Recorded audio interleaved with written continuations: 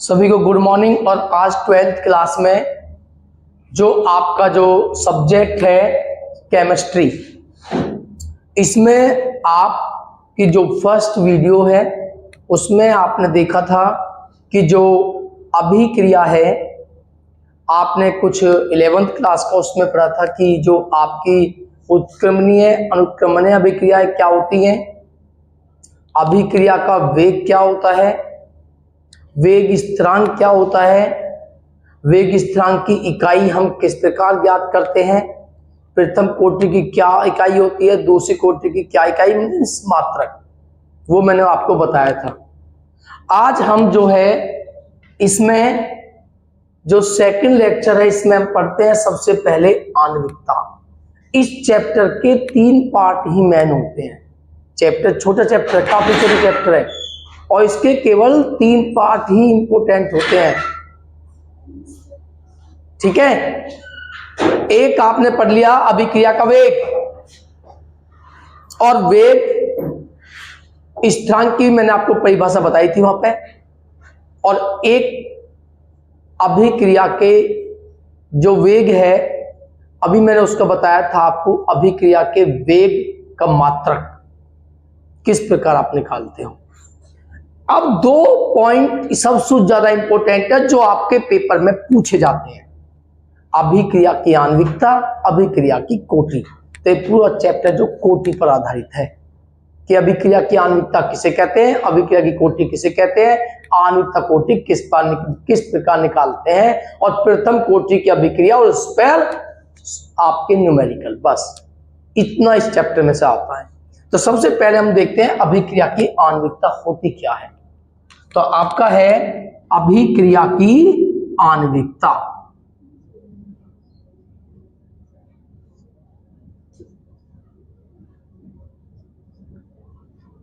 अभिक्रिया की आणविकता क्या होती है, आ जाती है पेपर में, कभी कभी पेपर में कि अभिक्रिया की आणविकता और कोटि में अंतर स्पष्ट कीजिए, या प्रथम कोटि की अभिक्रिया किसे कहते हैं उसका व्यंजक प्राप्त कीजिए, या अभिक्रिया की कोटि पर आपका क्या जाता है न्यूमेरिकल। ठीक है, तो क्या होती है प्रथम कोटि की अभिक्रिया, अभिक्रिया की आणविकता कैसे निकालते हो। मान लेते हो, मैं आपको पहले एक उदाहरण देता हूं। एक आपके पास एक समीकरण है N2 प्लस H2 बराबर आपका बनता है NH3। अब वो आपसे कहता है कि इस अभिक्रिया की आणविकता बताओ। तो इस अभिक्रिया की आणविकता क्या होगी, क्या होगी इस अभिक्रिया की आणविकता, कोई बच्चा बताएगा क्या होती है इसकी आणविकता, इस अभिक्रिया की आणविकता क्या होगी, है कोई बताने वाला। अभिक्रिया की आणविकता ज्ञात करने के लिए परिभाषा भी है, जो मैं आपको बताता हूं वही परिभाषा होगी। तो अभिक्रिया की आणविकता ज्ञात करने के लिए सबसे पहले समीकरण को आपको संतुलित करना है, तभी आप आणविकता ज्ञात कर सकते हो। तो क्या ये समीकरण संतुलित है, नहीं, तो पहले आपको सबसे पहले आपको समीकरण को संतुलित करना है। तो आप देखते हो यहां पर 3 है H के, और यहां पर कितना है 2, तो यहां कैसे मल्टीप्लाई होगी 3 से, 3 दूनी 6। अब यहां पे आपने 2 से करोगे, 2 तिया 6, N के 2 एकम 2 और 2 एकम 2, समीकरण आपकी संतुलित है। जब समीकरण संतुलित होती है तो आप आणविकता ज्ञात कर सकते हो। क्या होती है आणविकता, वही परिभाषा होगी, परिभाषा भी वही होगी। तो ये जो अभिकारक हैं इनके कुल अणु कितने हैं, 3 प्लस 1, तो ये जो अणुओं की संख्या है इसे ही कहा जाता है अभिक्रिया की आणविकता। इसकी आणविकता कितनी हुई आपकी 4। ठीक है, ये आपकी आणविकता है। आगे समझ परिभाषा, तो क्या परिभाषा बनेगी बताइए, किसी से परिभाषा बनाइए। किसी रासायनिक अभिक्रिया में संतुलन की अवस्था में अभिकारक अणुओं की संख्या को क्या कहा जाता है, आणविकता कहते हैं। क्लियर, ये आपकी परिभाषा है। जैसे कि एक समीकरण और देता हूं मैं आपको, एक लिखा हुआ है CH3COONA प्लस H2O, ये आपके पास एक समीकरण है। तो आपका बनता है CH3COOH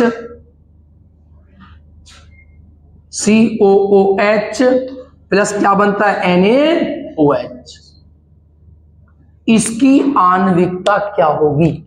अगर आप इसकी आणविकता निकालना चाहते हो तो इसकी आणविकता क्या होगी?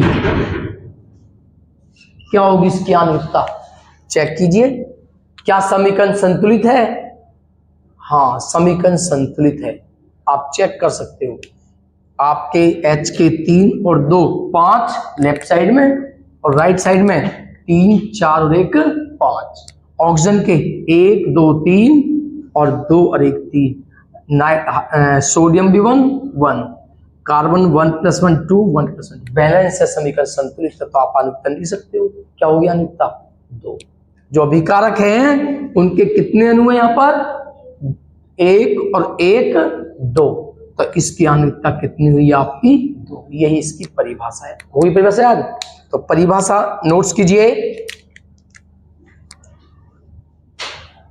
इसकी जो परिभाषा है, किसी ऐसे लिखो, संतुलन की अवस्था में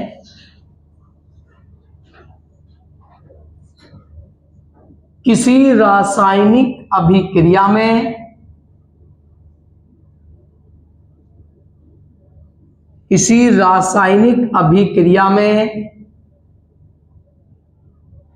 भाग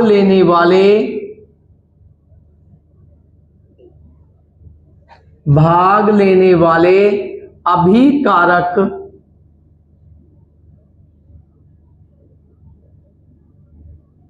अणुओं की संख्या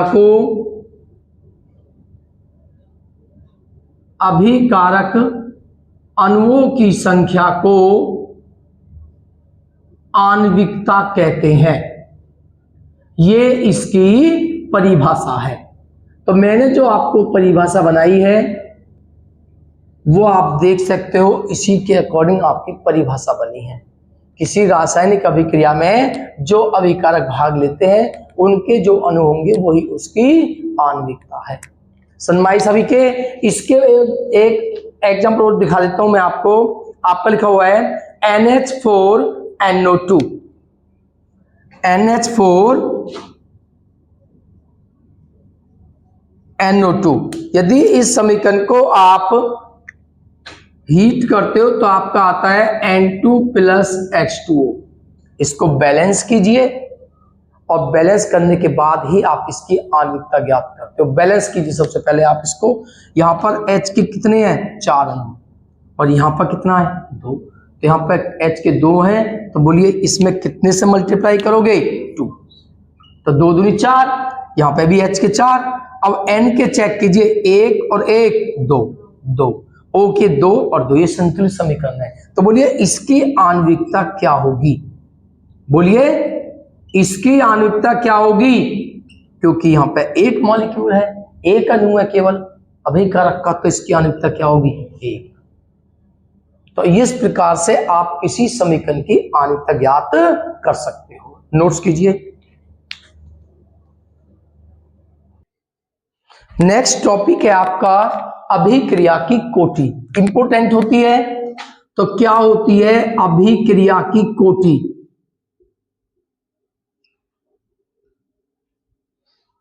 और किस प्रकार इसको निकालते हैं? पेपर में आता है, मैंने बताया है अभिक्रिया की कोटि और आणविकता में अंतर। ठीक है, तो क्या होती है अभिक्रिया की कोटि और कैसे इसे निकालते हैं? अभिक्रिया की कोटि होती है, आपने देखा है, मान लेते हैं आपके पास एक रासायनिक अभिक्रिया है, A plus B equal to C और प्लस D। ये एक रासायनिक समीकरण है और इसमें अभिकारक है A और B। अब मान लेते हैं जो अभिकारक A और B है उनकी सांद्रता कितनी है? M1 और M2। हम मान लेते हैं कि माना अभिकारक ए व बी की सांद्रताएं क्रमशः M1 व M2 है। आप देख सकते हो, जब हम सांद्रता ले रहे हैं तो सीधी सी बात है कि अभिक्रिया की कोटि किस पर निर्भर करेगी? अभिकारकों की सांद्रताओं पर निर्भर करती है। और किस प्रकार निर्भर करती है? जो आपने अभिकारक लिए उनकी सांद्रताओं पर निर्भर करेगी। और आप अगर देखो तो वेग नियम क्या कहता है? वेग नियम क्या कहता है? आपने पढ़ा है वेग नियम क्या है? अभिक्रिया का जो वेग होता है, पढ़ा है ना आपने, वह बराबर होता है k कांस्टेंट और अभिकारक जो हैं, पढ़ा है आपने, B की सांद्रताओं के गुणनफल के। और जो सांद्रता है वो ऊपर लिखी जाएंगी, इसकी M1 है और इसकी कितनी है? M2 घातांक के रूप में। तो इसकी जो कोटि होगी, कोटि क्या होगी फिर इसकी? जब आपके पास वेग नियम है, वो कहता है इस तरह से आपको कोई वेग नियम दिया हुआ है और कहता है उसकी कोटि बताइए। क्या बताइए? उसकी कोटि।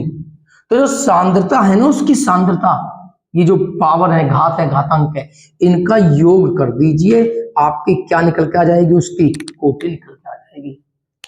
एक परिभाषा यहां से बन जाएगी। और वैसे क्या परिभाषा होती है? किसी रासायनिक अभिक्रिया में अभिकारक के जितने अणु का सांद्रण बदल जाता है, परिवर्तित हो जाता है, वो क्या कहलाती है? उसकी कोटि कहलाती है। तो नोट कीजिए पहले डेफिनेशन, किसी रासायनिक अभिक्रिया में अभिकारकों के जितने अणुओं का सांद्रण परिवर्तित हो जाता है, अभिकारकों के जितने अणुओं का सांद्रण परिवर्तन हो जाता है,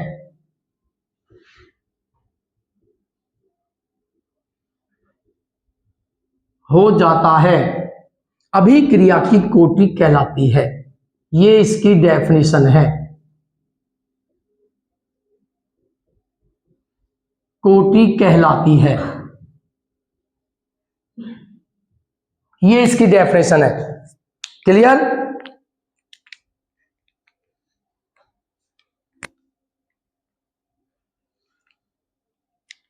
अब इस पे आप क्या बनाओगे? डेफिनेशन आपने देखा है, ये भी मैंने आपको एक समीकरण लिखी है, वेग नियम लिखा है, कोटि निकाल के दिखाई है।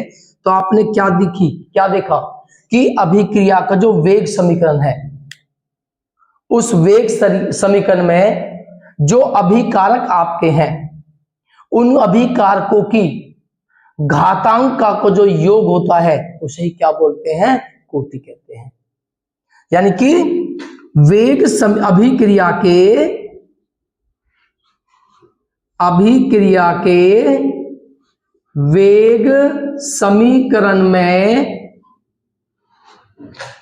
क्या? अभिक्रिया के वेग समीकरण में व्यक्त अभिकारकों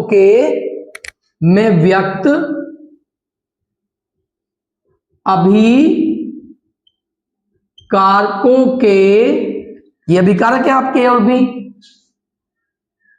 अभिकारकों के पदों की घातांकों का योग, पदों की घातांक, ये घातांक की तो है, घात है, ठीक है, पदों की घातांकों के योग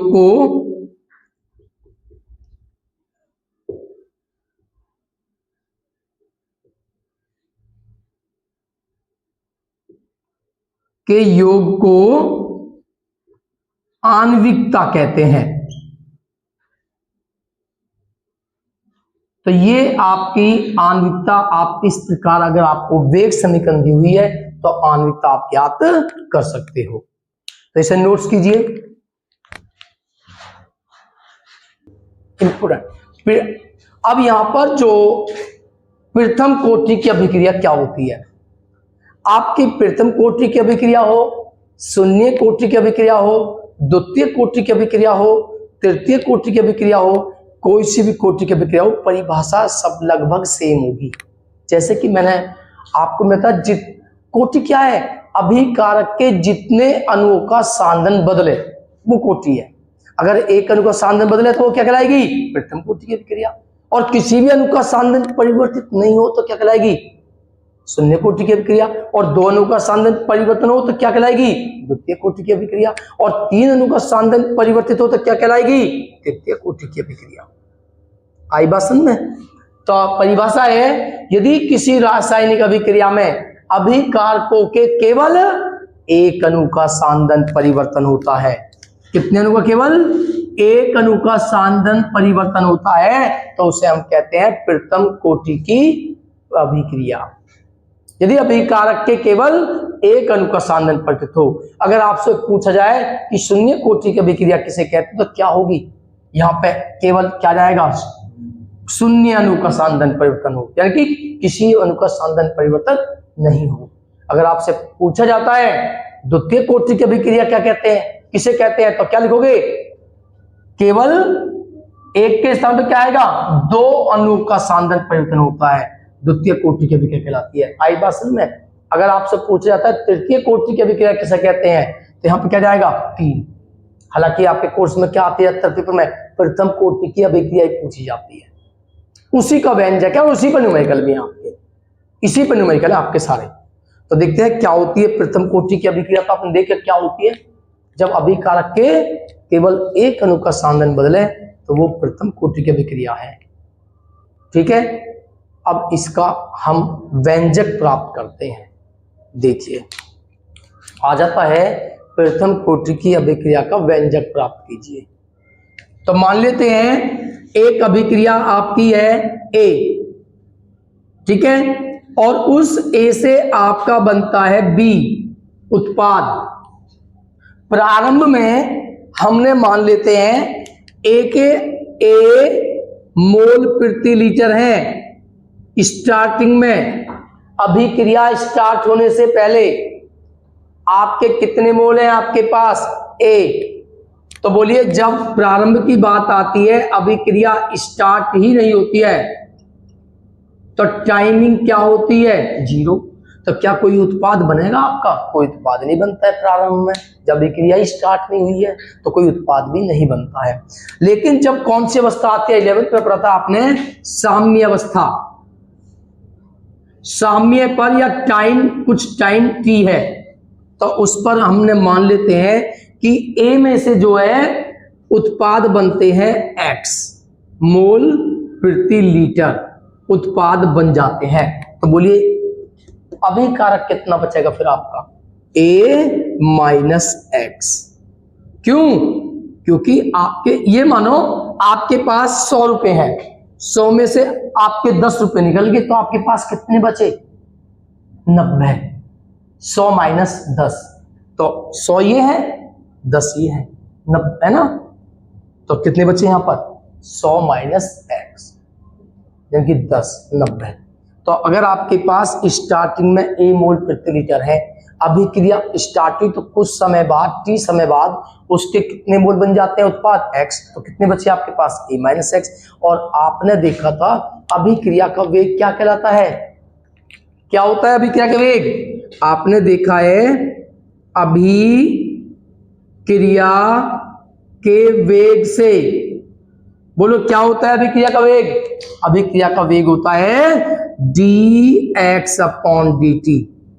है ना, अभिक्रिया का वेग अनुक्रमानुपाती होता है सांद्रण परिवर्तन के।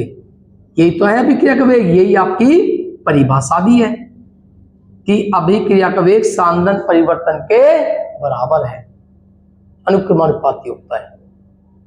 ठीक है, अब आप देखते हो जब इस समानुपाती के चिन्ह को आप हटाते हो तो कांस्टेंट के रूप में आप लेते थे के, और सांद्रण परिवर्तन कितना हुआ है? बोलो आपका ए माइनस एक्स। इस समानुपाती के चिन्ह को हटाने के लिए आपने बराबर का चिन्ह लगाया और सांद्रण परिवर्तन आपके पास ए माइनस एक्स निकल के आता है। ठीक है, तो यहीं से तो आपने अभी ये वेग स्थिरांक कहलाता है, जिसकी मैंने आपको पिछले लास्ट लेक्चर में आपको इसकी डेफिनेशन, इसके मात्रा तक सब मैंने आपको बताए थे। ठीक है ना। अब यहाँ पे आप देखते हो ये जो आपके पास एक समीकरण आती है dx अपॉन dt, ठीक है। यहां से आप पे जो समाकलन आना थोड़ा जरूरी होता है, इसलिए जब भी मैं समाकलन स्टार्ट करता हूं तो बायोलॉजी अवकलन और समाकलन, अवकलन तो आपको हो भी चुका है स्टार्ट, लगभग खत्म भी होने वाला है, मैंने पढ़ाया भी था तुम्हें स्टार्टिंग में ना। जब मैथ में अवकलन और समाकलन स्टार्ट हो तो आपको वो क्लास कम से कम 3 दिन लेनी है, 2-3 दिन, क्योंकि समाकलन अवकलन फिजिक्स में यूज होता है, इसलिए बायोलॉजी वाले बच्चों को भी उसको देखना है। तो यहाँ पे समाकलन यूज होगा, जिस बच्चों ने भी समाकलन भी नहीं पढ़ा तो वो समझ में थोड़ी सी कम आएगी उसके, जब समाकलन हो जाएगा समझ में आ जाएगी। यहाँ पर तो एक प्रकार से देखो यहाँ पर क्या करना है, हमें समाकलन करने के लिए जो x के पद है वो dx के साथ जाते हैं, तो ये x का पद है तो ये dx के साथ आएगा, तो इसके बटे में आएगा, तो क्या लिखोगे dx बटे a माइनस x, और ये जाएगा ऊपर तो हो जाएगा k dt, और अब आप इसका समाकलन करोगे, ये होता है आपका समाकलन का चिन्ह, ठीक है। अब आप क्या करोगे इसका समाकलन, ये समाकलन का चिन्ह होता है, ठीक है। मैथ में आप पढ़ोगे तो समाकलन जब आप इसका करते हो तो समाकलन का क्या होता है, समाकलन बताइए, log x का अवकलन क्या होता है, 1 अपॉन x, 1 बटे x, ये होता है अवकलन, पढ़ा था आपने सभी ने। उल्ट समाकलन अवकलन का उल्टा होता है, ये 1 बटे x है तो किसका अवकलन है, ये log x का, तो बोलो इसका समाकलन क्या होगा, log x। आई बात समझ में, क्या होगा इसका समाकलन log x, और x के प्लेस पे ये आपका a माइनस x, क्लियर। और जब आप log करते हो, एक बार log x करते हो तो उसका आधार क्या होता है, बोलिए e, क्या होता है आधार, e होता है आधार समाकलन में, बराबर। अब एक बात और जानते हो, आपने देखा है अवकलन दोबारा करते थे a माइनस एक्स का, लेकिन इसमें a माइनस एक्स का अवकलन नहीं, जो भी x का गुणांक है समाकलन में वो बटे में आता है, तो बताइए इसमें x का गुणांक क्या है, -1, चेक करो क्या है -1, तो बटे में आता है, ये हुआ इसका समाकलन। आई बात समझ में, 1 बटे x का log x, जो भी x का गुणांक है वो बटे में आता है समाकलन में, तो -1 है तो -1 आपके अपॉन में आता है, ठीक है, बराबर। ये हम t के सापेक्ष समाकलन करते हो, और आप जानते हो कांस्टेंट का अवकलन 0 होता है, लेकिन इसमें ऐसा नहीं होता, जो भी कांस्टेंट है आप t के सापेक्ष अवकलन करो, कांस्टेंट है k, तो उसके साथ में क्या आ जाएगा, कांस्टेंट के साथ में t लग जाएगा, ये होगा इसका समाकलन। प्लस 1 लगाते हैं c प्लस, सभी में लगता है समाकलन में, निश्चित समाकलन में यूज नहीं होता, बाकी सभी समाकलन में प्लस c लगाते हैं, ये कहलाता है समाकलन नियतांक।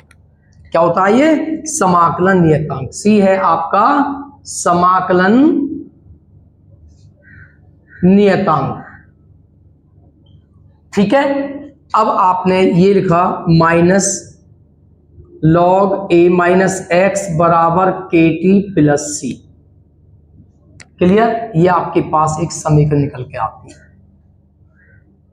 ठीक। अब आप देखते हो प्रारंभ की जब बात आती है, अब हम किसकी वैल्यू निकालेंगे, c की, तो प्रारंभ में आप देखिए, प्रारंभ में टाइमिंग क्या है, 0 है ना, प्रारंभ में टाइमिंग भी 0 है, और प्रारंभ में x की वैल्यू भी क्या है, 0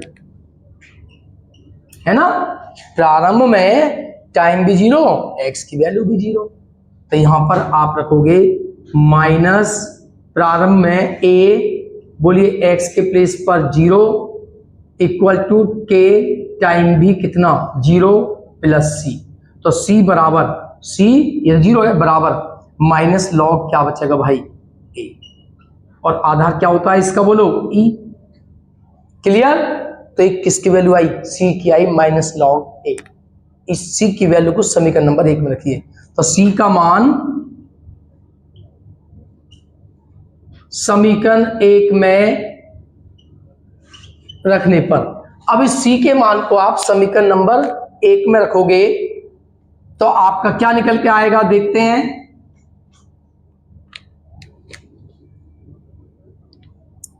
minus log a minus x,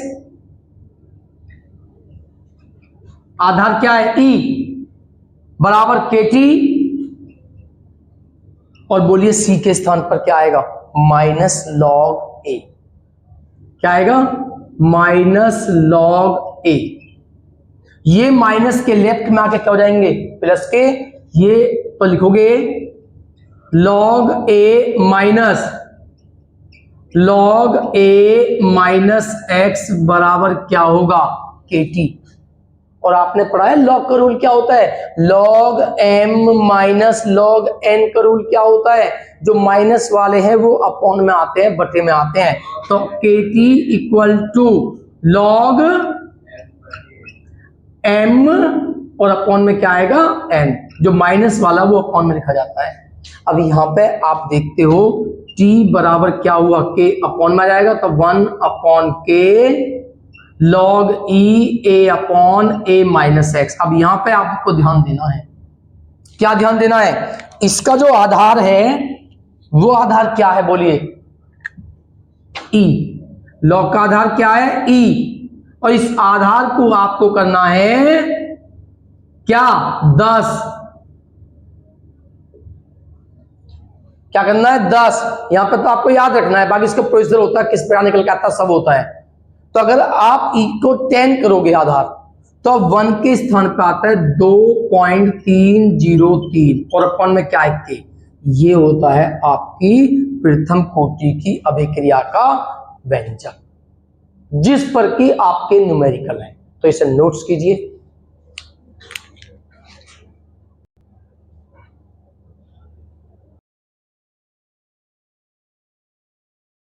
कोटि की अभिक्रिया यानी कि पहले है आपका अभिक्रिया के वेग को प्रभावित करने वाले कारक। फर्स्ट लेक्चर में आपने जो अभिक्रिया का वेग था, जिसे हम दर कहते हैं, वो क्या था, मैंने आपको बताया था कि वह दर जिस पर समय के साथ साथ अभिकारकों का सांदन परिवर्तन होता है, अभिक्रिया का वेग कहलाता है। ये आपने फर्स्ट लेक्चर में पढ़ा था, ठीक है। अब इसका जो प्रभावित करने वाले कारक हैं, अभिक्रिया के वेग को प्रभावित करने वाले कारक हैं, वो आपको पढ़ने हैं। तो अभिक्रिया के वेग दर को प्रभावित करने वाले कारक कौन कौन से हैं? तो पहला कारक है आपका ताप।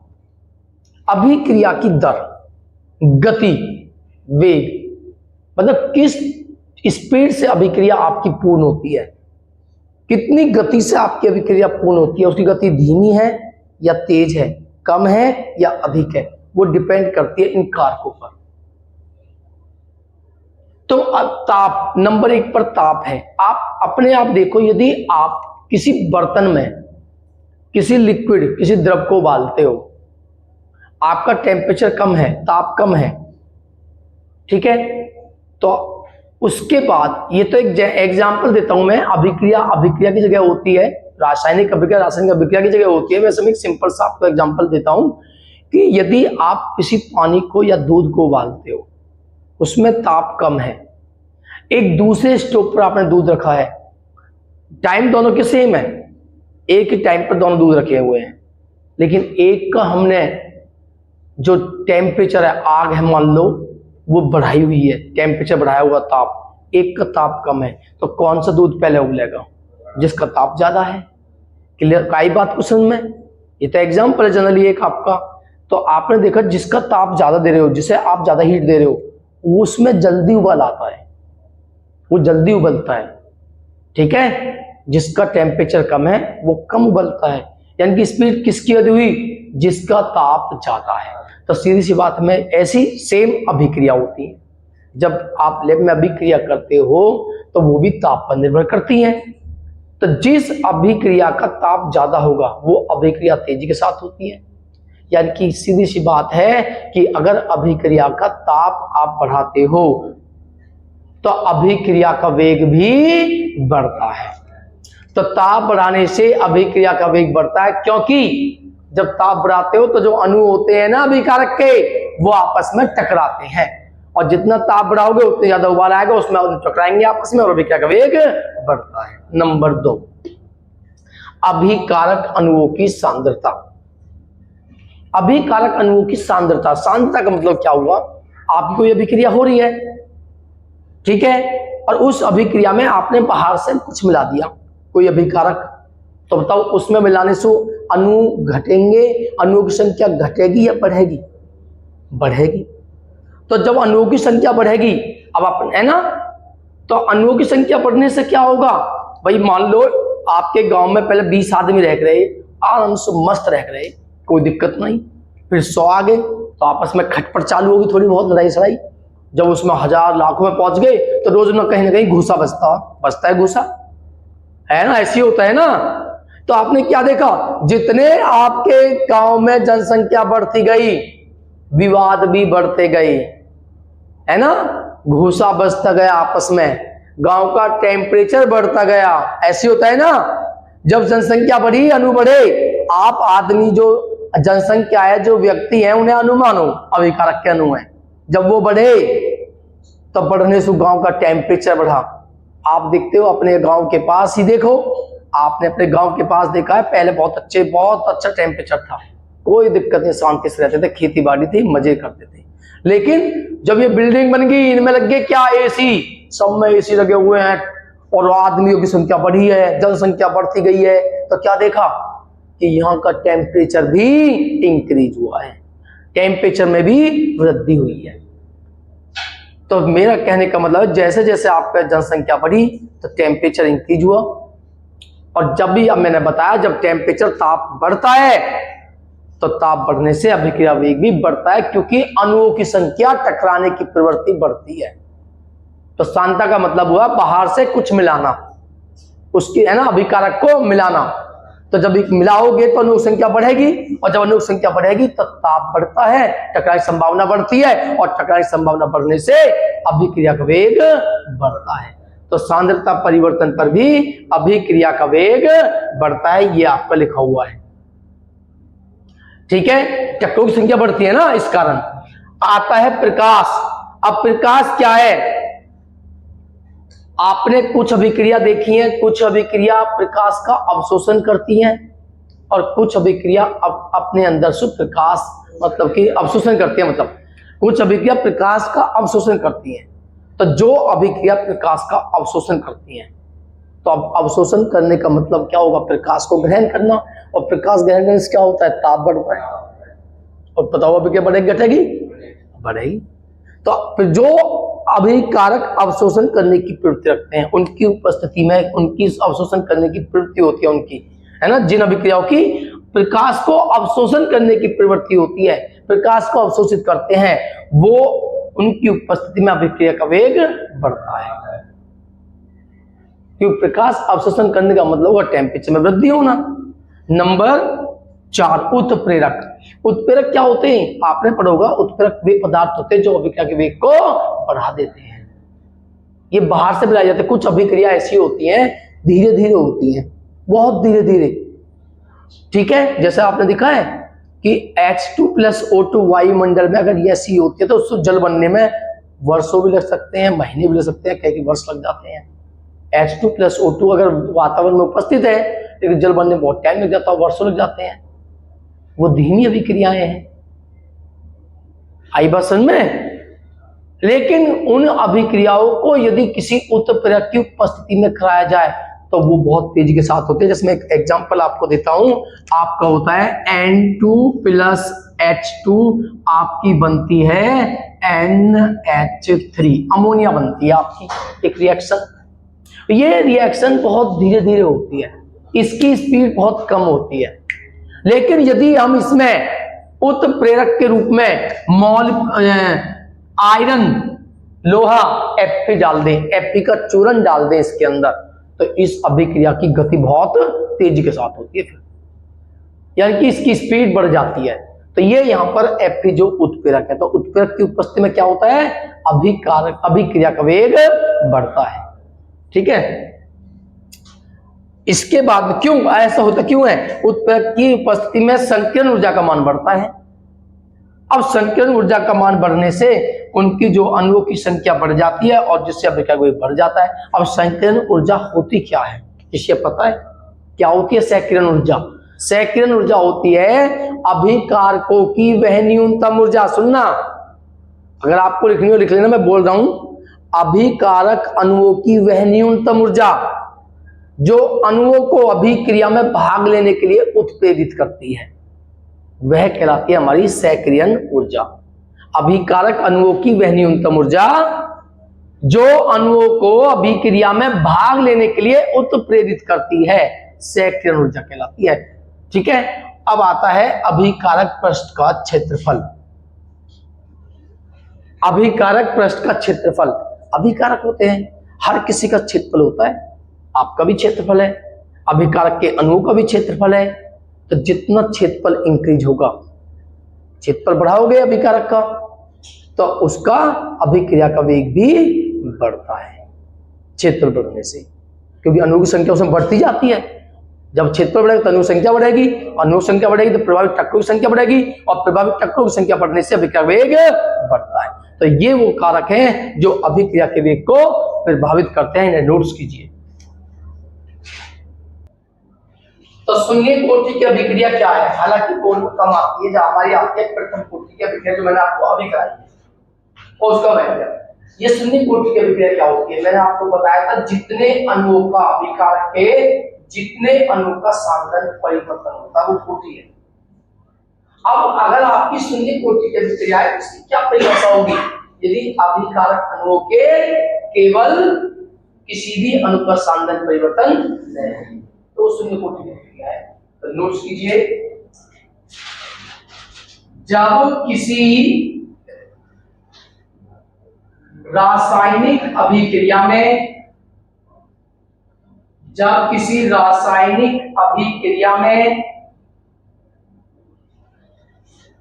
अभिकारकों के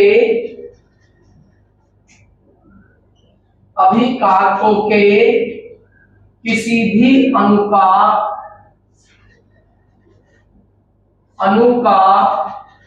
सांद्रण परिवर्तन नहीं होता है,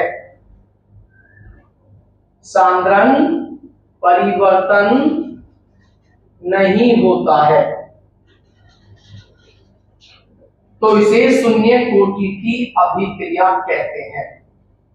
ये इसकी परिभाषा है, कोटि की अभिक्रिया कहते हैं। ठीक है, अब इसका व्यंजक प्राप्त करते हैं कि शून्य कोटि की अभिक्रिया का व्यंजक क्या होता है। प्रथम कोटि की अभिक्रिया का व्यंजक कल आपने देखा था, क्या था? T इक्वल 2.303 अपॉन K और log A upon A minus x। ये आज आपने देखा था प्रथम कोटि की अभिक्रिया का व्यंजक। अब हमारा है शून्य कोटि की अभिक्रिया, इसमें जब तक कोई सांद्रण परिवर्तन होता ही नहीं है, तो मान लेते हैं इसके व्यंजक के लिए कि माना एक प्रथम कोटि की अभिक्रिया, एक प्रथम कोटि की अभिक्रिया निम्न है, और वो प्रथम कोटि की अभिक्रिया हम लिखते हैं ए कोई भी अभिकारक है और आपने उसमें ताप दिया, उसे गर्म किया, तो उससे आपका क्या बन जाता है? उत्पाद। कोई भी उत्पाद बन सकता है, मान लो उत्पाद बी है आपका, आपने गर्म किया उसको, अभिक्रिया हुई और क्या बना? उत्पाद।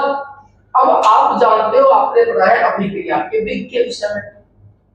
क्या था अभिक्रिया का वेग? आपने पढ़ा था कि जो अभिक्रिया का वेग है वो समानुपाती होता है किसके? अभिकारकों के सांद्रण परिवर्तन के।